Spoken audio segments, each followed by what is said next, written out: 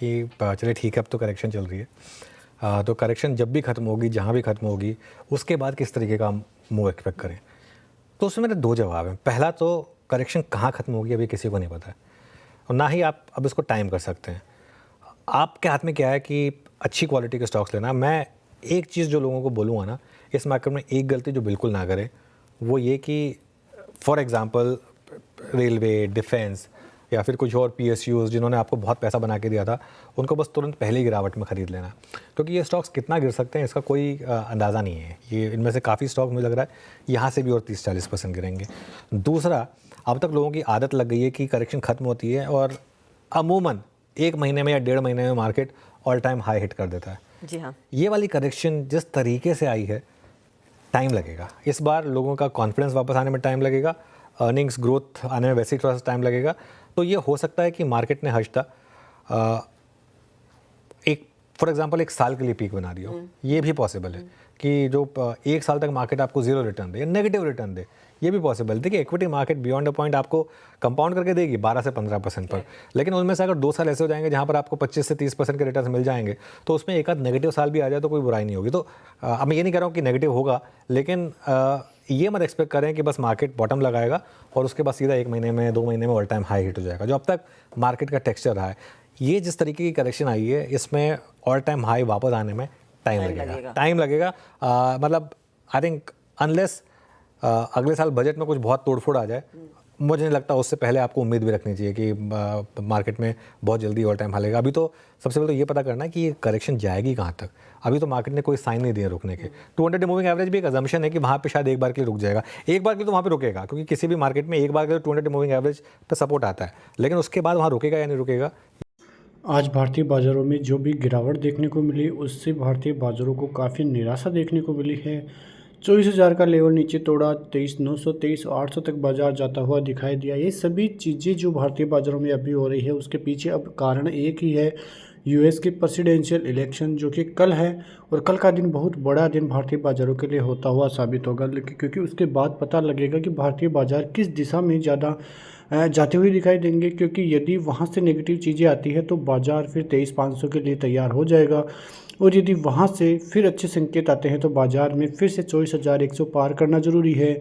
उसके बाद 24,500 का लेवल, ये दो बहुत इंपॉर्टेंट लेवल है, क्योंकि ये बहुत बड़ी रेंज पिछले 7 से 8 दिन बनी हुई थी, और उसके बाद आज उसका ब्रेकडाउन आया है। और ब्रेकडाउन किस प्रकार से आया है ये आप समझ सकते हैं।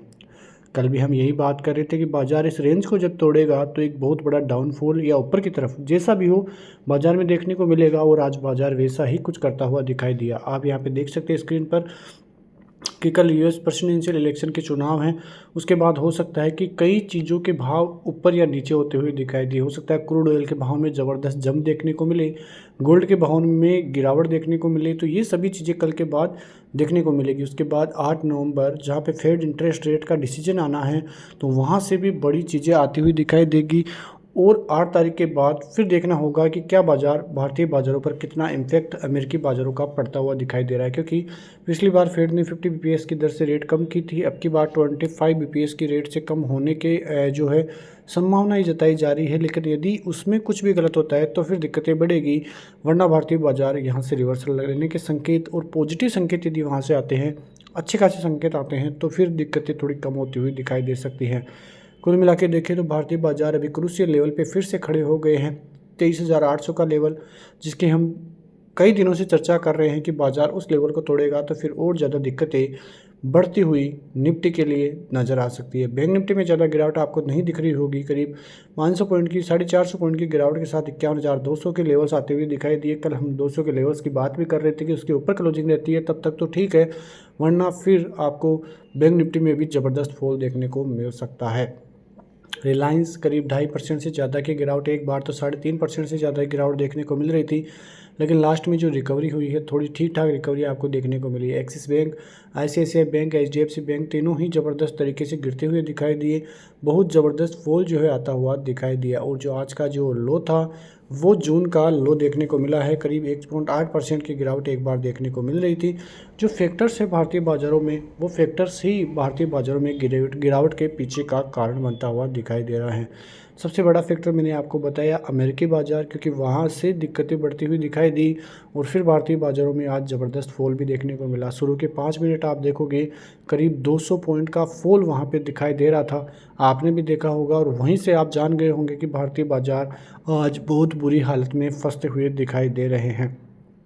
आगे बात करें भारतीय बाज़ारों की, तो सबसे बड़ा कारण क्वार्टर 2 का था।